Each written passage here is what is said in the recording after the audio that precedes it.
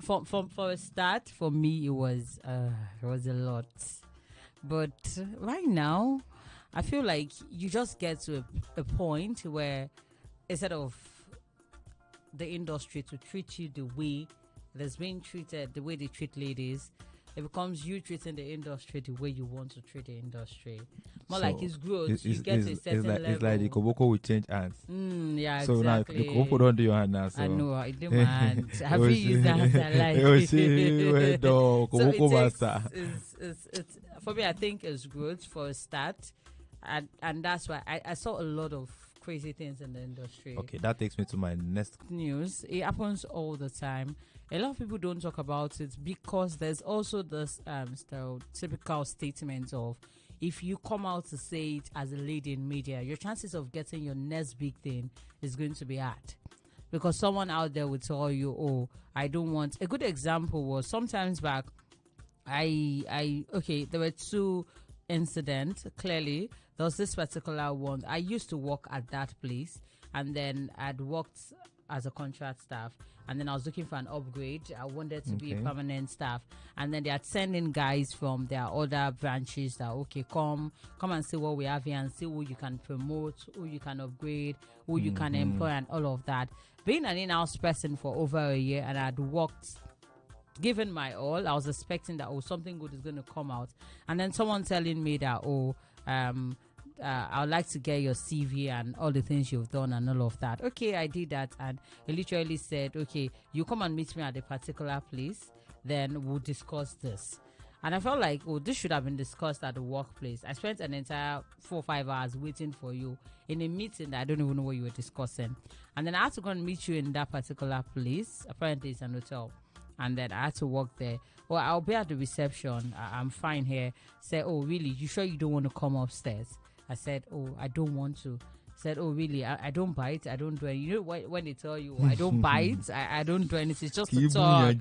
Yeah, I just want to talk. And then I think out of desperation, I wanted the job. I wanted that upgrade. And then I felt this person had that power at that point in time to give it to me. So I followed the person upstairs. And then when we got there, and out of that, time is fast spent. The first thing I bought out was my CV. Okay, that's the reason why we're here. Have the CV. And then he collected it and dropped it and said, oh no, I've seen all of this before now. I wouldn't listen to you. So why do you have to stress me down here? And then the next thing, your hands are already on my thighs and all of that. And then somehow, I just mistakenly hit the person in the face.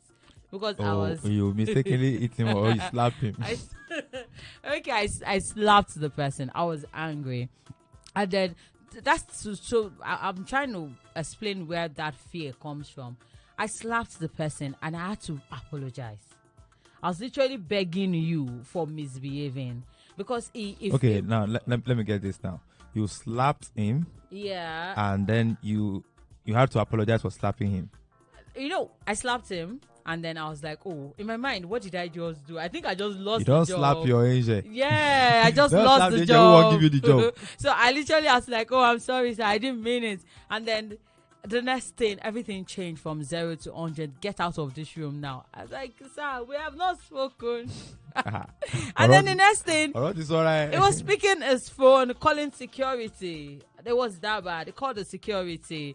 I'll tell you what happened at the end. So you most likely remember this particular story. I'm actually remembering the story now. So it called the security that I was supposed to leave, right? But at that point, I didn't know what to do again. The only thing that came to my mind was to keep begging. Like, I'm sorry, I didn't mean to slap you. And then next thing, the securities were upstairs, like, madam, walk out. And then I felt so embarrassed. Like, I've never been in that space. I cried so much.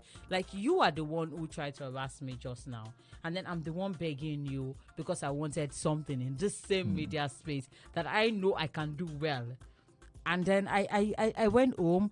I remember I sat down in the bedroom and I cried so much. I called your number. Yeah.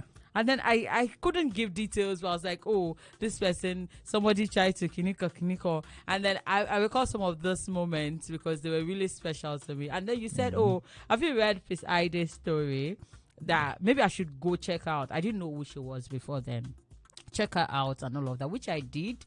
And I felt like, okay, it's going to happen, but moving forward, I understand this is the space I am right now. How can I deal with it? And a couple of others when one literally said, you've gotten the job. congratulations after the interview. I'll send you an address. That your WhatsApp number. Right? I'll send you an address so we can discuss your salary. And for a minute, I was excited and blah, blah, blah. And then the address dropped. It was an hotel address. I was like, oh, sir, can't we do it there? And then he told me there are other people looking for this job directly. And to me, I was like, NIV, looking for this job. So just, if you don't want it, move. And I would not even lie that for the better part of that evening, we had arrangement for 6 p.m. I thought about it. I was going to go because I needed that job. But later on, around, I think 5 or so, I was like, okay. I told myself, if I was going to do this for a job of less than, let's say 50 or 60K as a den, why waste my time for that? And somewhere in my mind, then, not now any longer, I think I've seen better. I said, even if I was going to do that, there should be something really bigger. Certainly not for a 50,000 naira job. I'm not going. And that was it. And I called the person blocking my line. So maybe was scared that I was going to really call him out or something, blocked the line off, deleted the message and all of that. So there's fear for ladies to come out to talk about it because there's this fear of, when I say it, what happens afterwards? Will people believe me? And even if they would the next employer deem it fit to employ me because I'd called out someone for sexual harassment?